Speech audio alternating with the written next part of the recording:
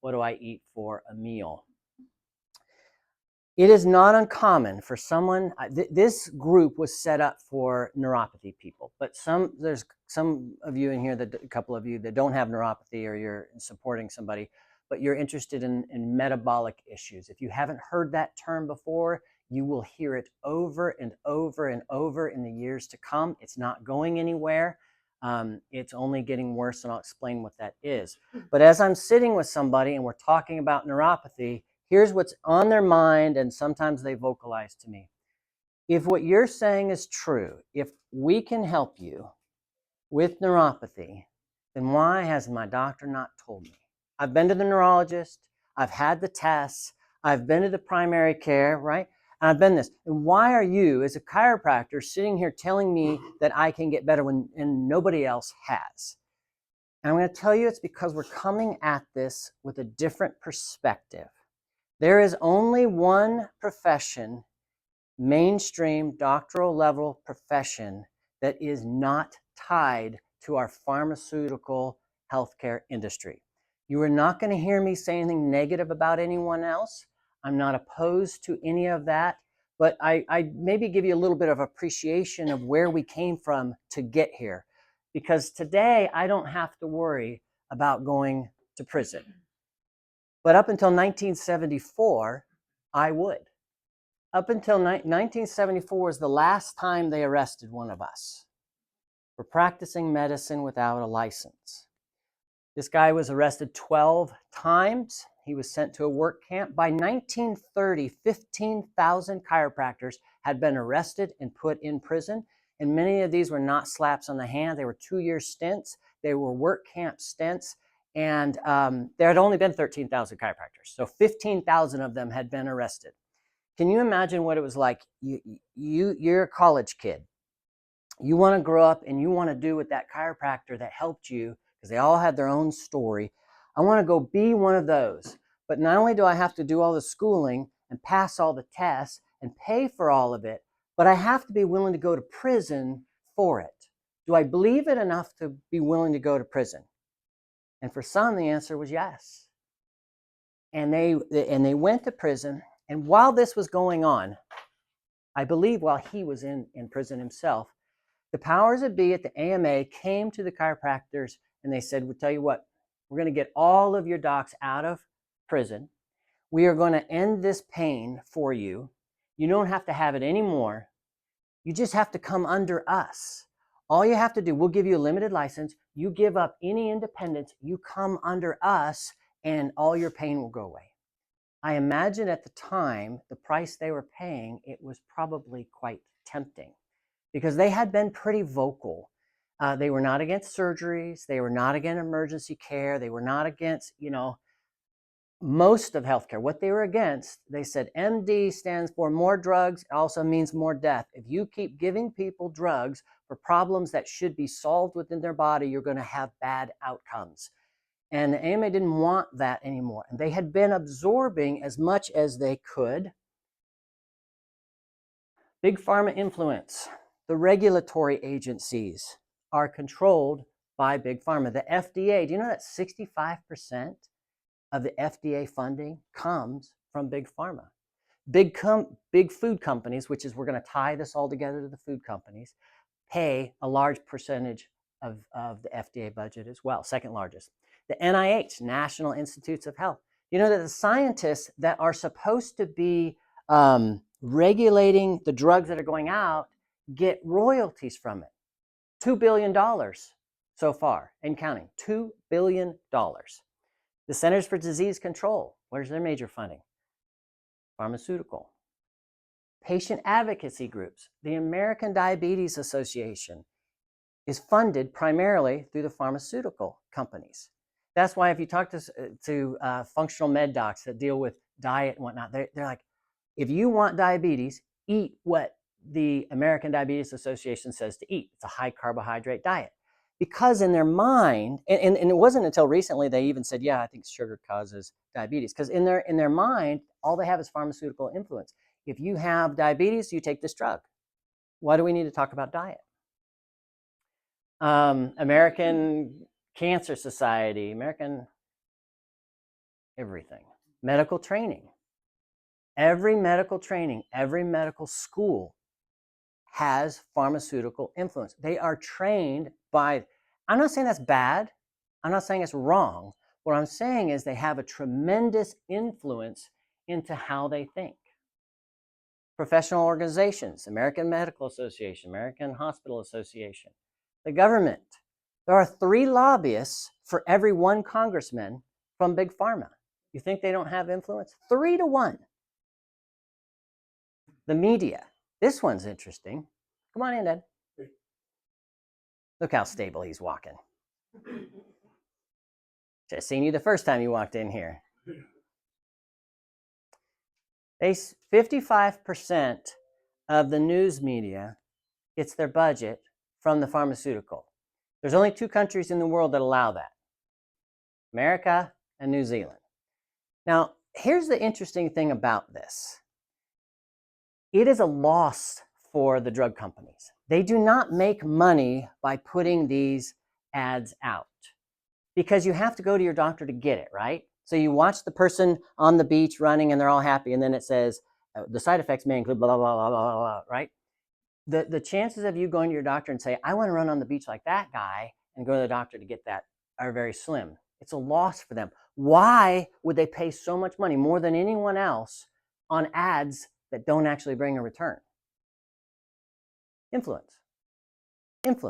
Because if do you think the news organization is going to be in a real big hurry to talk about the side effects of drugs and what's happening in our healthcare when that's who's feeding their budget? No. The chiropractors decided they needed to be able to graduate. Here's young Dr. Logan. Somebody at a doctoral level that had no pharmaceutical influence. I'm going to brag on her a little bit. I'd like to brag on all of them. She went to the University of Hawaii as an A student, played D1 water polo, then went on to be a professional water polo player in Australia. Then she went on, she could have gone to any school she wanted. She picks my alma mater, Southern California University of Health Sciences, and where she was the valedictorian. So she's pretty smart. No one calls me smart unless they follow up with the word ass. But none of her, instead of pharmaceuticals, there was a very small amount of pharmaceutical. It was nutrition. And instead of pharmaceuticals, it was exercise. Instead of pharmaceuticals, it was how does the body work, right? Instead of surgery, it was prevention. 1974 comes along, and I think the chiropractors are pretty excited because the last one got thrown in jail in Louisiana. And they stopped being thrown in jail because the states finally said, we're going to license you. We're going to license you. So the medical was unable to. They got osteopaths in. They were unable to get the chiropractors in. And so the chiropractors were probably pretty excited. They were working with hospitals to get x-rays. They were teaming up with the MDs. They were figuring it out. They were getting good social status. They were the 3rd largest healthcare. It was medical, dental, then chiropractic. And it was quite exciting. What they didn't know was the worst was yet to come. Something worse than prison was coming their way. The AMA had decided that they were going to, since they could not absorb them, they were going to contain and eliminate them by putting out false information. Studies have been coming around the world at the benefits of taking care of the human body. And so what they did is they wrote this book, At Your Own Risk, The Case Against Chiropractors, and they made sure every library in the United States had it. They took their lobbying powers and said, chiropractors are killing people. You need to not refer to them. They told the MDs that not only can you cannot accept a patient from a chiropractor, you cannot send a patient to a chiropractor, and you are not allowed to socialize with them at all, including bowling leagues, church groups. You are not allowed to socialize with them because that legitimizes the dangers that they pose. And if you do, you are in danger of losing your license and you're kicked out of the AMA, and you are losing your hospital privileges. So they didn't want anything to do with it. They went to the media companies. You guys remember, you guys are old enough to remember Ann Landers? Remember that? They contracted Ann Landers to write hit pieces across the country. She had the biggest syndicate column in the United States. They went to colleges and said, do not allow anyone to set up a booth to recruit your graduates into chiropractic school. They did everything they could with false information to contain and eliminate. And finally, in a David and Goliath story, the chiropractors, along with a handful of MDs, by the way, sued the AMA, and it took 14 years. It wasn't until 1992, it went all the way to the Supreme Court. The AMA dragged it on as long as possible, the longest antitrust suit in the history of the United States, and the chiropractors won. However, it didn't matter in some senses because the damage was already done, especially in your generation. The damage had been done. The judge said that the AMA had engaged in unlawful conspiracy and restraint of trade to contain and eliminate the profession. I entered into this in the mid-90s. It wasn't nearly as bad. I would hear of stories, the chiropractors say, oh yeah, we'd go to the potluck at the church group and nobody would come talk to us. I mean, it was just what they had to do. And yet many of their children became chiropractors. They believed in it. They had a missionary responsibility. The next thing that happened was this, the opioid epidemic. I spent the first almost 20 years of my career focused on this problem because it's obvious right now. Like, opioids are bad, right? And I don't think they're bad. There's a time and a place. If I've got cancer, maybe that's a good idea. If I got a broken leg, maybe it's a good idea. You want to throw the baby out with the bathwater. But it never made sense to any of us. We said, I don't understand. If you disable a fire alarm, how do you think you're fixing the fire? The fire's going to get worse. If I have a broken leg and I take pain meds, great. But I'm not under any illusion my leg is any better, right? I just don't feel it. Back pain, knee pain, shoulder pain, whatever. If these are chronic problems, we may want to solve those problems with something that's not addictive. And they said, no, that's not addictive. It's not addictive. I said, what do you mean? Grandma over here is addicted. We look at it now and go, yeah, everybody's addicted. People are dying left and right still today. Someone just testified before Congress, the musician Jelly Roll, and said 747 number of people are dying every day from opioids. And they're not even being prescribed anymore. This is the after effect. And here's what was crazy. They were approved by the FDA, the CDC, the NIH, Medical Licensing Board, the AMA, every major university, including Harvard and UCLA, all the hospital regulatory boards, the Journal of American Medical Association, and the New England Journal of Medicine. They're putting out a movie that the Sagler family did it. No, it was the system that we have. It didn't have any checks and balances.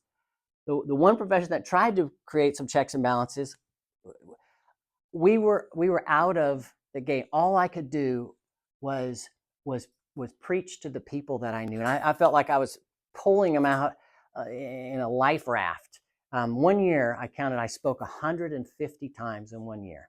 I was so passionate about, like, how do we save these people? There are people that are better than me that are getting addicted to this stuff. All right, what's my point?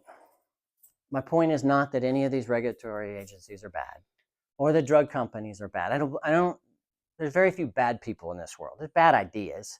Sometimes I have bad ideas, right? And if I grew up in that, I'd do the same thing. That doesn't solve anything. Here's the point I am making to you. The same system that did that mess is controlling our food system. And if we thought the opioid epidemic was bad, we ain't seen nothing yet. We have a bigger crisis than that. We have a metabolic crisis. We have more people dying of metabolic issues and losing years in their life and life in their years than the opioids. I mean, at least with the opioids, we could blame the person that took it. It wasn't affecting children. We're talking children now. We'll go through a few of those stats. When Melanie and I and the family, we left California about 10 years ago. I had spent most of my energy in that A lot of it was vaccine awareness too, between those two. And that's becoming less taboo. I used to have to whisper that idea, but COVID made that a little less taboo, at least bringing the question up. And so we came out here, and I wanted to take a break. I was tired. I wanted to take a year break. And that year turned into 7 years. COVID made it a little bit longer. And Melanie, who had never practiced with me, said, let's do this together. So we did. And when I came back into practice, part of me was like, at least I don't have the opioid thing anymore. Like, it's done. And by the way, it wasn't because of some study that showed, oh, they're addictive. It wasn't, the system didn't correct itself ever. What happened was it got so bad that states started suing the pharmaceutical companies. Like the outrage had reached a level. But I said, okay, at least we're not that. This can be pretty simple. Chiropractic, it's not. We don't have that much opposition anymore. Not compared to back then, and certainly not in my early career. I'd worked for a chiropractor that had been arrested before I'd gotten there. And when I came back, it was like I had been in a time capsule, and the landscape changed. This idea of neuropathy, I estimated about 15,000 patients. Think about that number for a minute. Do you know how many neuropathy patients I saw out of 15,000 people? Any guess? Good guess. 0. Never saw it. Never one time. Ever in 15,000 people coming to me with back and leg and all these problems. Never one time did I see what neuropathy was. I mean, nobody had neuropathy. I mean, diabetes wasn't even an issue.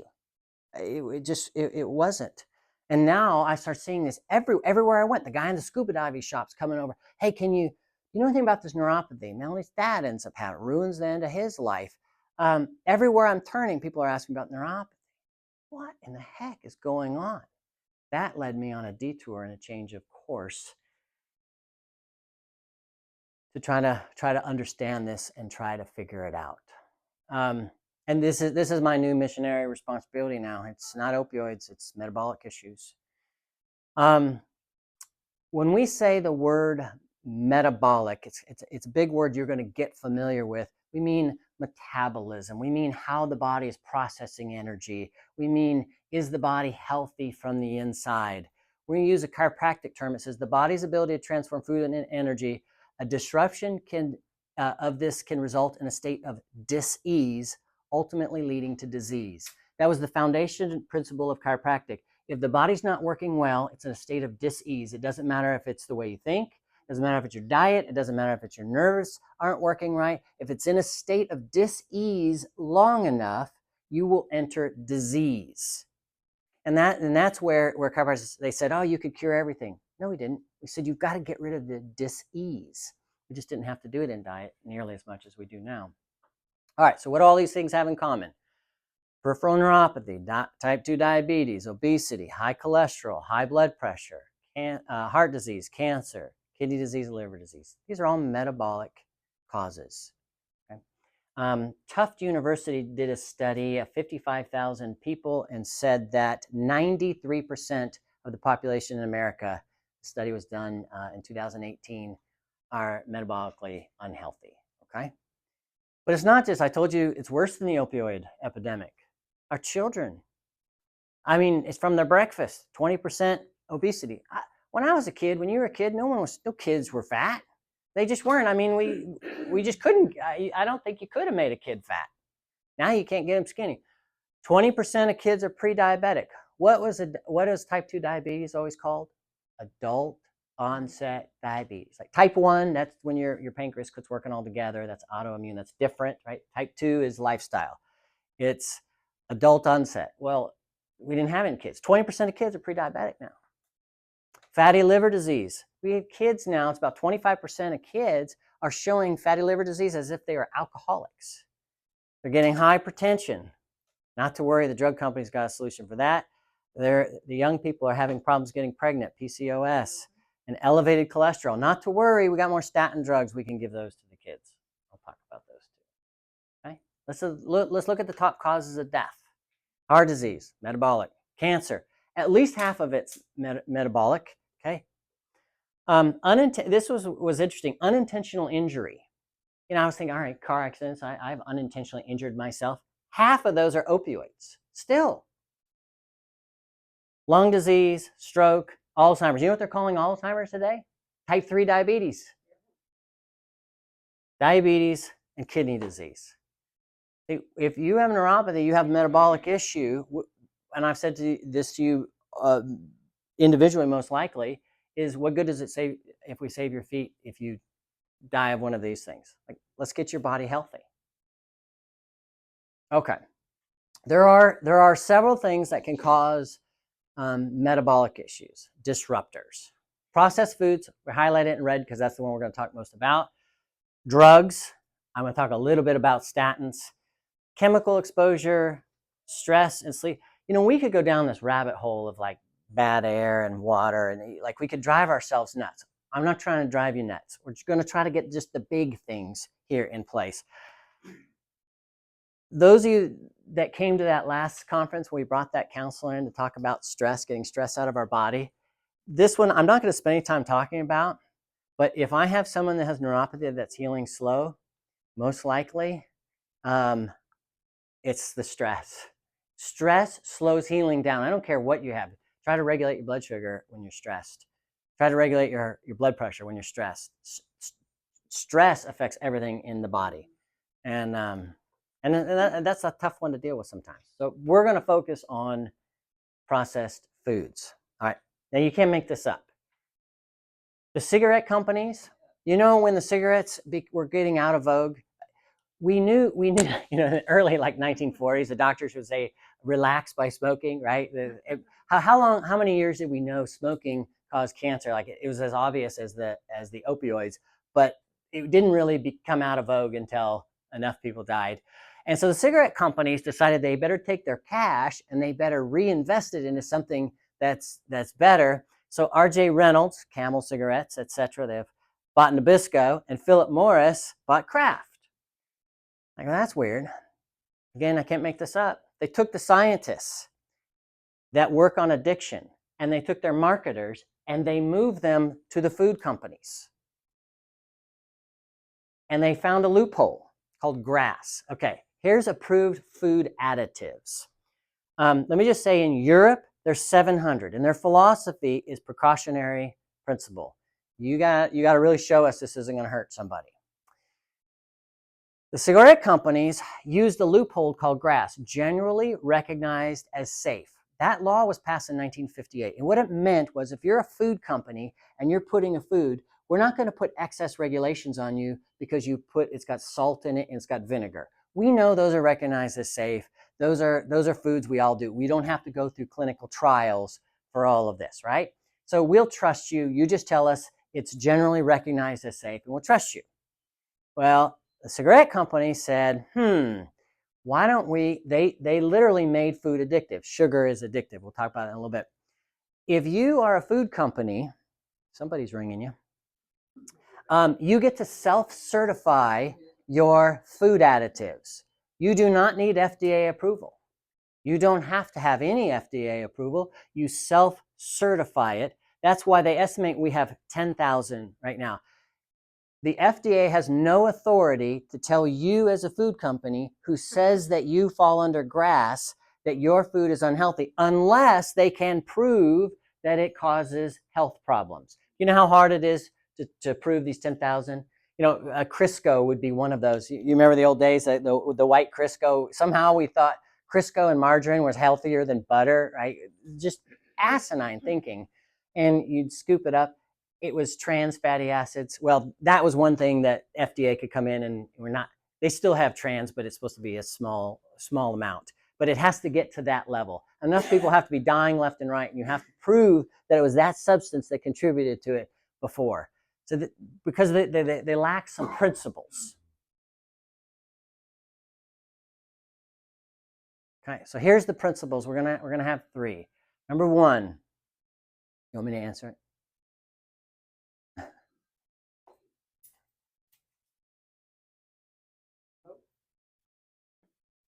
Anyone else need to put their thing on silent? It's usually mine sitting up here ringing. Okay. We have a choice. We're going to use food as either medicine or poison, and it will be one of those two things to you. And we're not looking for, we don't have to be perfect. I'm not perfect. If you ever see me out about on town and I'm having pizza and a beer, you don't have to give me a hard time. I'm cheating. I just am. But I need more medicine than I need poison.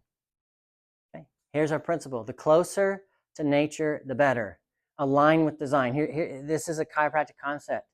We were designed to operate a certain way. The more we align with that, I mean, isn't it true? The more I align with thinking, what is stress? It's me not aligning with thinking. And I do it all the time. Like, all right, God, what are you trying to show me? What are we doing? Why am I stressed? I'm out of alignment somewhere. And what about my food? Like he made food. And if you go look around the world, they call blue zones. Anyone else heard of the blue zone?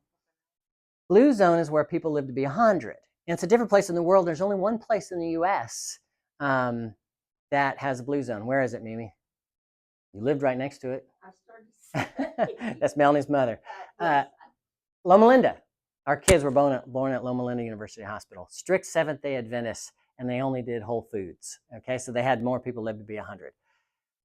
But everywhere you go around, they align with the design. They eat whole foods, not processed foods. And they'd eat different foods in different regions. I mean, the Eskimos, I don't even think you're supposed to call them Eskimos anymore, but I can't remember what the other indigenous name is. They'd eat all meat, they were fine. Others would eat all vegetables, they were fine. It was whole foods. This is how they were designed. We want to eat whole foods, not processed foods. Okay. We're going to break this down. We're not going to go too far down the rabbit hole. We're just going to get the big things in place, and I'm going to point out some of the big poisons because they may not be what you think. And it's tricky. All right, so we've got vitamins, minerals, fats, proteins, and carbohydrates. Which of those do you not have to have? Vitamins. Who else? I heard you. Who else? I think you have to have all of them. You think you have to have all of them? Well, Who else? Processed carbohydrates. You need ones that carbohydrates.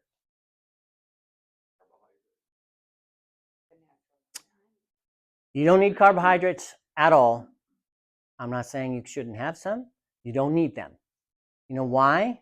Because your body breaks carbohydrates into glucose. It is so important. You don't need it because your body makes it. It makes it from the proteins. It makes it from the fats. You don't have to have carbohydrates. You have to have the rest of them. Remember that. Because carbohydrates are where we're going to find most of the dangers in here. There are some in these others, well, especially the fats, but the carbohydrates are the big one.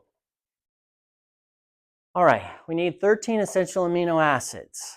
We need water-soluble, fat-soluble. I wrote this word up here, folic acid. Align with design. This is synthetic.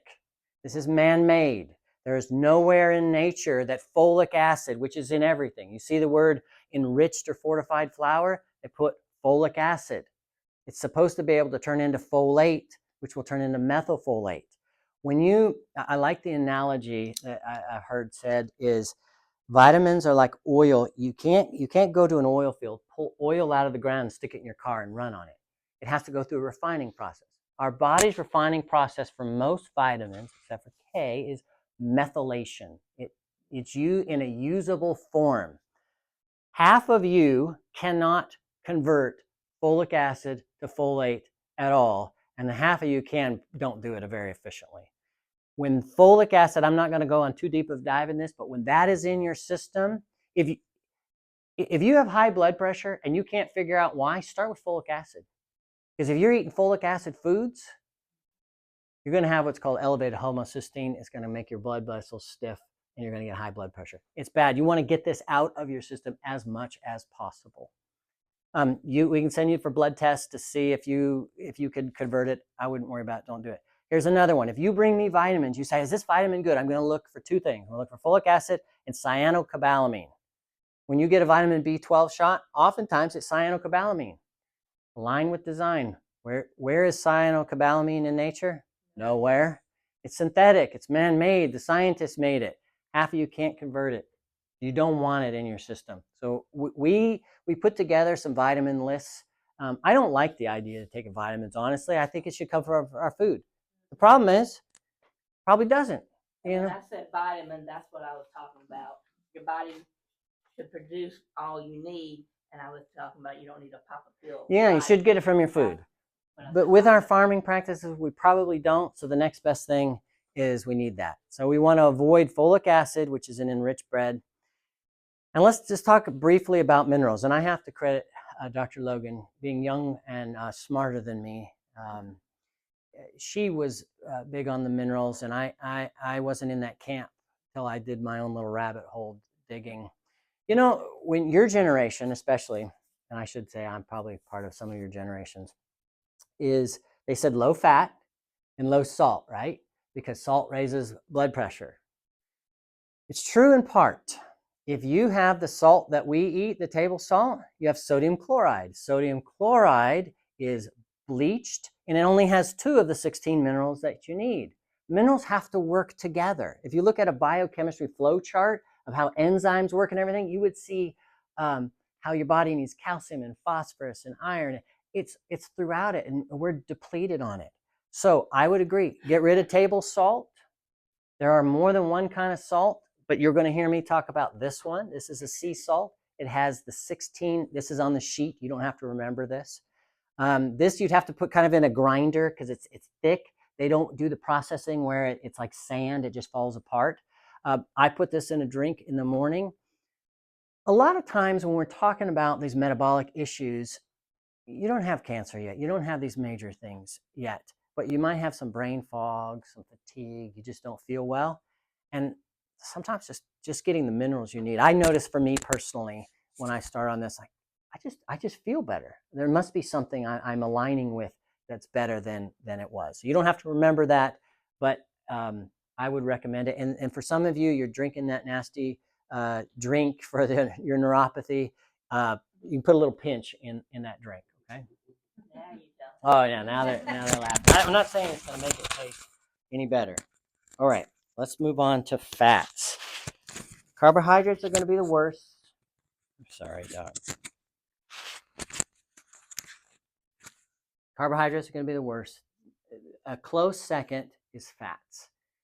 We were put on low-fat diets, right? Low fat, low salt. It turns out we need fat. We need 2 essential fatty acids. But we have ruined our fats, okay? Here on this side, these are bad fats. Anything that's seed oil, safflower, sunflower, soybean, canola. Anyone know what seed canola comes from? Cannabis? No? You could smoke that. No, from a rapeseed, little tiny black seed, little rape. That's Canada's oil. That's where they came up with the Canada oil. They used it in World War II to lubricate the machinery. And they realized, hey, we could eat this too. Corn oil, vegetable oil. Vegetable oil sounds like it's pretty good, right? It's from veggies. No, it's processed. They bleach it, they cook it, it's oxidized, it's full of omega-6. This is inflammatory. When you go to a restaurant and you get fried food, and sometimes we're just going to cheat, right? I don't want to pretend like I'm perfect at everything. I'm not. I don't want to be perfect at everything. But if I get fried foods, if I get French fries, they're inflammatory. Why? Because they have seed oils in them. Seed oils are bad. If you're going to cook at home, here's the oils you want. Butter. I know they told you when you were younger, margarine's better. It's not. Butter, olive oil, avocado oil, or animal fat. Let me tell you the difference between avocado and if it's cold, you're like on a salad, do avocado oil. Let me give you an example. You go, I'm going to eat healthy today. I'm going to go to the restaurant and I'm going to eat a salad. I'm going to put a little bit of dressing on there. You know most likely what the dressing is? It's one of these. So now you're eating fiber, good, and putting inflammation into your body. You've got to do the olive oil when you can. And it's not there are brands out there. Look for it when you're in. And Dr. Logan is going to teach you how to look at labels in a minute. Is you want to look for olive oil. When you're cooking, you don't want to cook with olive oil because it doesn't. You can't put the high temperature on there because it denatures it and it breaks it up and makes it not healthy anymore. So you want to use avocado oil. You know how they get avocado oil?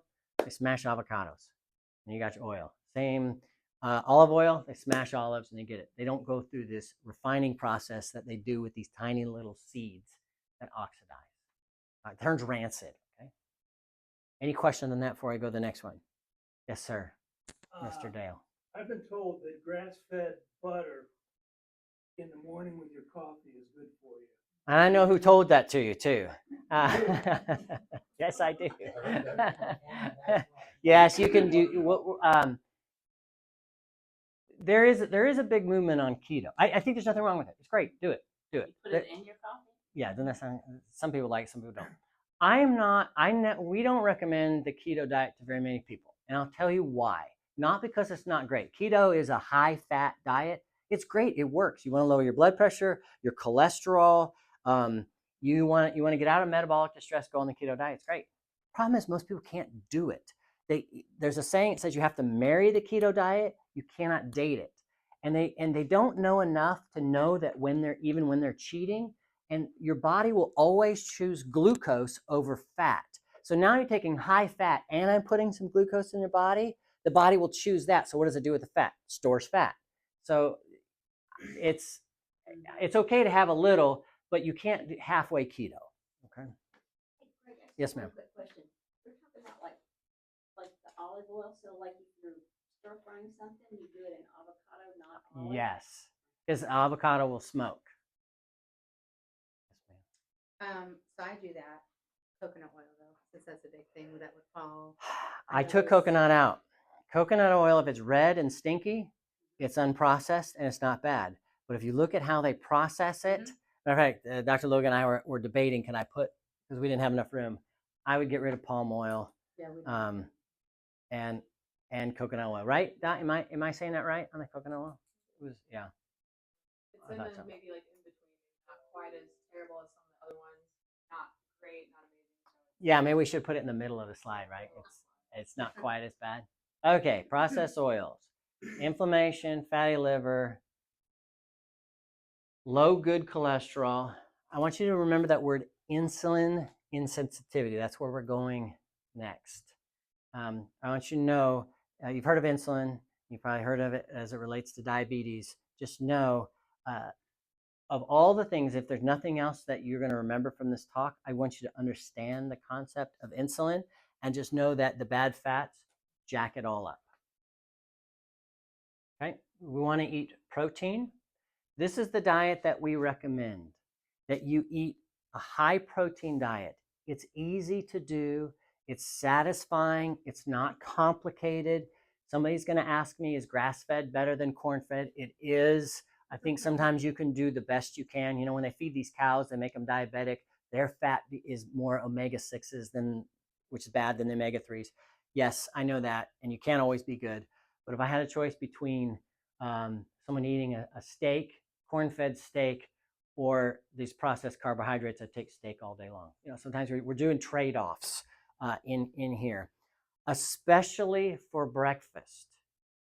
And Dr. Logan is going to go over how to build a breakfast. You start the day off with protein. You know, Ozempic is out there, the GLP-1 agonist, and I'm not opposed to it. You think someone like me would. I think there's time and place for everything. You know, this is, you take these drugs and they're made in Europe, but they can't sell them in Europe. They sell them here. It's a huge moneymaker. But I think there's a time and a place for it. There is. You just have to weigh the risks and the benefits. But what are they doing? They're hijacking your protein feedback system. If you eat, you cannot overeat protein. If I gave you 4 steaks here, after this, maybe the second one, you'd be like, no more. Ice cream I can overeat. Right? It's a different part of my stomach, I think. It's like you can overeat carbohydrates, you cannot overeat proteins. So go to a protein, and she's going to go more into that. All right. And proteins aren't only found in meat; they're found in legumes and yogurts and nuts and beans. And you can. It's harder, but you could be a vegetarian and still be high in protein. Okay, carbs and starches, good or bad? Bad. Me and AI worked on this for a long time. I tried to get a slide because I've been teaching this concept, but I wanted to get a picture of it. And so AI will do pictures. Dr. Logan wrote this word insulin. So here, this is the best way I can get this whole thing understood. And all right, everyone just take a deep breath. Kind of get your brain. I know I'm gibbering a lot here. a lot of facts, and this you got to understand, or you won't understand the metabolic issue. This right here is a major key, or the concept in it. Okay, because someone will say to me, "I'm not diabetic." Really? Okay, I'm pre-diabetic, or I'm not pre-diabetic. You may still have this problem, because this problem happens before the sugar shows up. Here's a cell, and imagine there's a lock on the door of the cell. The door needs to be opened from insulin. It takes this sugar and it puts it in here, okay? But the cell gets full of sugar because I've been eating sugar all the time, and I'm getting sugar spikes. I might not even be eating sugar all the time, but I'm getting sugar spikes. Getting sugar spikes, kids get sugar spikes because we feed them carbohydrate breakfast, right? So they get sugar spikes. We wonder why their behavior is horrible. You can get sugar spikes and not even realize it because it doesn't change your A1C. I don't have a slide for this, but A1C is your hemoglobin. It's the measure of how much sugar is stuck to the red blood cell. You need some, less than 5.7, right, of sugar stuck on there. But if you have a lot stuck on there, they'd say you're pre-diabetic or you're diabetic, right? What we're talking about is something that's not measured very often. Why would they measure this? Because there's no drug for it. Okay, so let me go back to this. So the cell says, I can't take any more sugar. I'm full. I'm full. I know you're eating ice cream. I know you're eating bagels and processed foods, and I cannot take any more. And so it says, I'm putting 2 locks on the door, and you can't come in. So the brain says, I can't have all this sugar in my system. That's bad too. I've got to get rid of it. Tells the pancreas, make more insulin, make more keys. So now we can open it with 2 keys. That's called being insulin resistant. Okay, we've lost the sensitivity to insulin. I couldn't put a second key. I wanted to put a second key and a third key and more locks and more slides, but every time me and ChatGPT did it, it messed it up more. High insulin comes first before diabetes, and it's not measured. Nobody measures it. If you ask your doctor to send you down to get an insulin sensitivity test done, they'll say you have to pay for it out of pocket because the insurance doesn't pay for it. Why would the insurance pay for it again? Because they don't care about it until they can give you metformin and other drugs. High insulin doesn't make the drug companies any money, but high insulin is the problem. What is the problem with high insulin? Well, to your brain, it's going to give you Alzheimer's, depression, anxiety, and brain fog.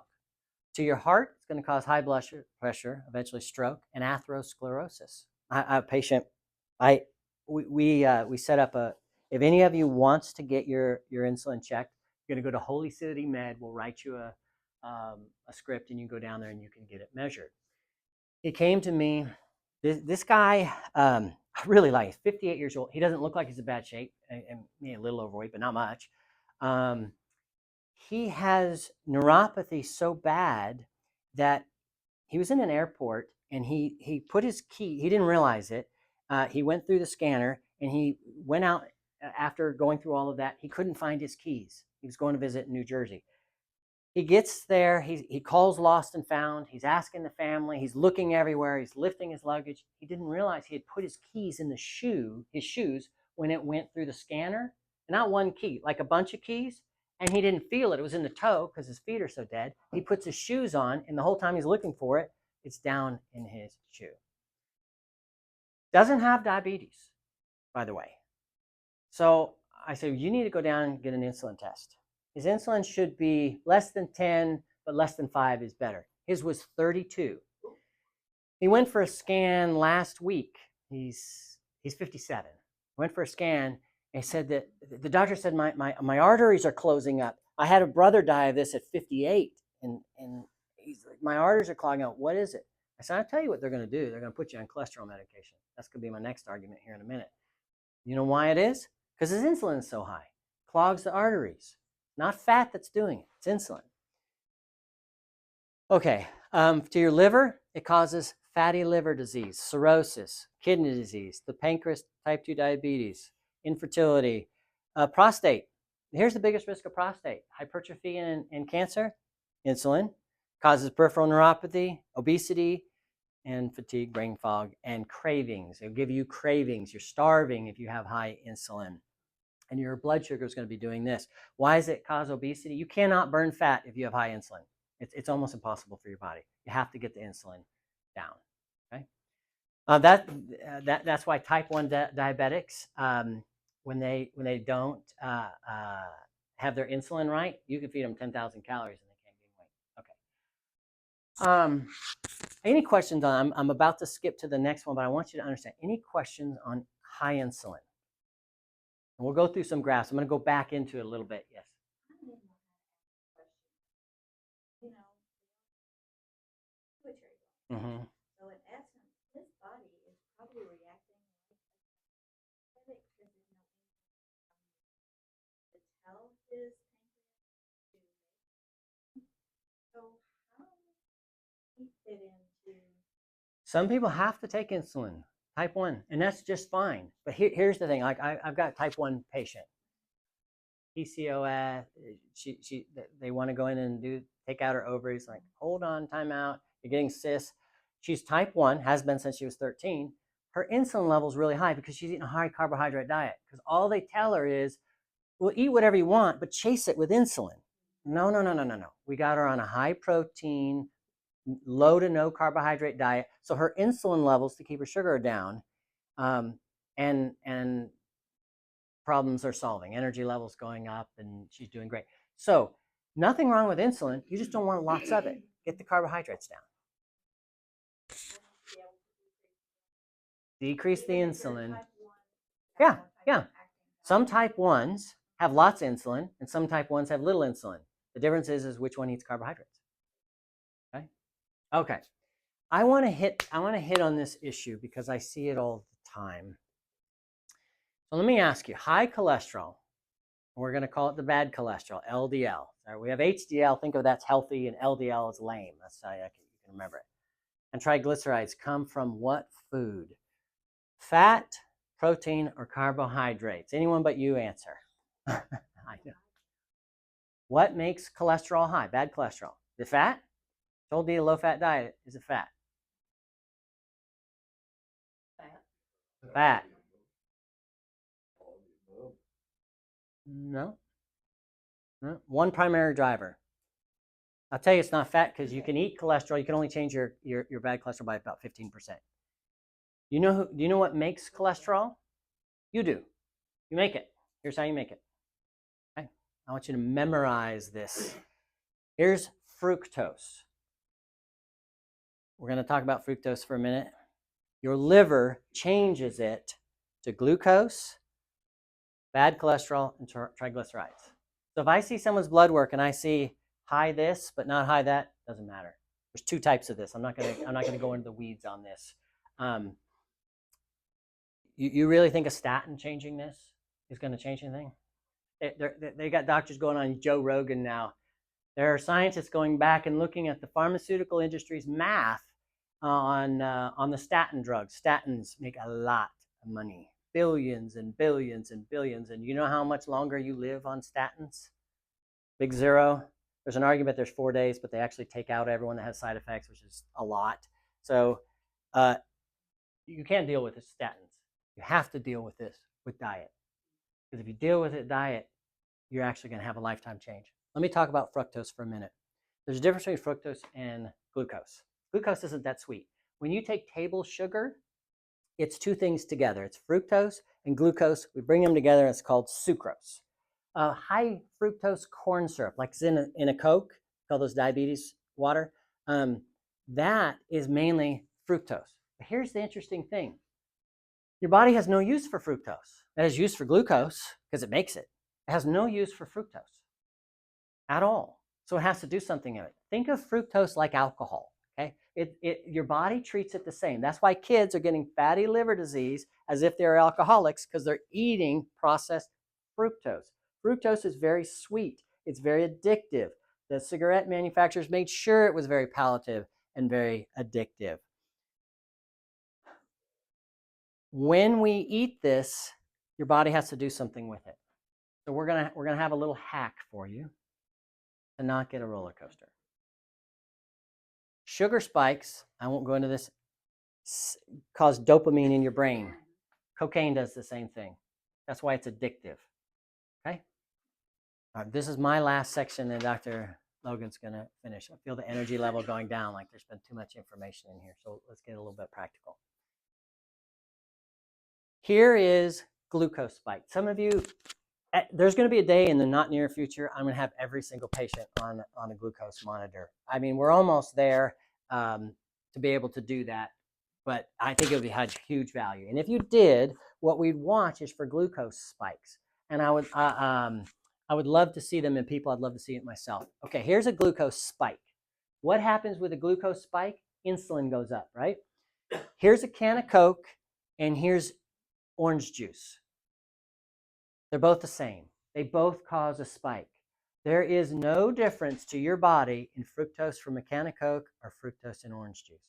Are you saying you shouldn't be drinking orange juice? If you're trying to get your insulin resistance down, you shouldn't be drinking any kind of juice. Okay? And for the first 90 days, those of you that are under care, we're trying to get your insulin sensitivity, the number of keys your body needs to open the door. We're trying to reset that. How do we reset that? We get rid of sugar. We stop the spikes. Okay? So orange juice, no good.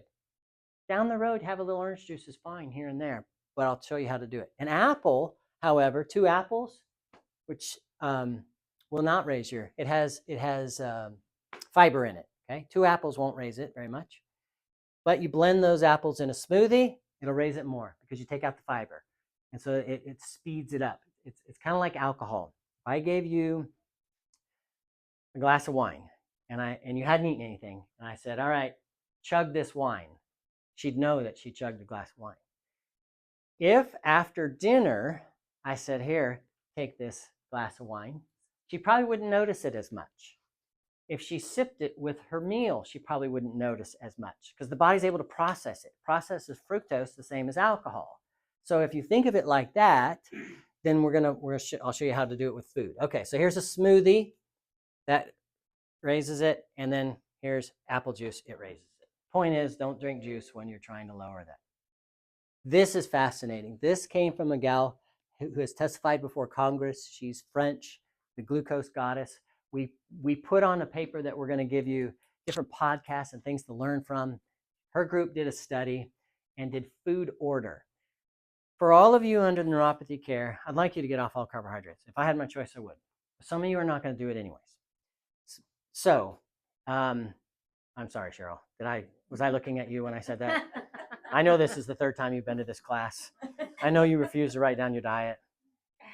I just love y'all so much. She's just hoping if by the 3rd time something will stick. You are, okay. Okay, I want you to look at this spike. This is the same food. This is mango, rice, tomato, shrimp, ceviche. If you eat the mango first, then the rice, then the protein, this is what happens to the spike. This is, I drink the glass of wine before the meal. I get the spike. Okay, all tropical food has high sugar in it. If I change the order, I eat the protein, then the carbohydrates, the spike is about 45% less. So for those of you that are like, I'm not going to change, I'm going to eat carbohydrates no matter what you say. Okay, fair enough. Change the order. Eat the protein first and the carbohydrate last. I have to eat egg in toast. All right, eat the egg first and then a little piece of toast. All right, so what can I eat? My work here is done. And Dr. Logan's going to come up here and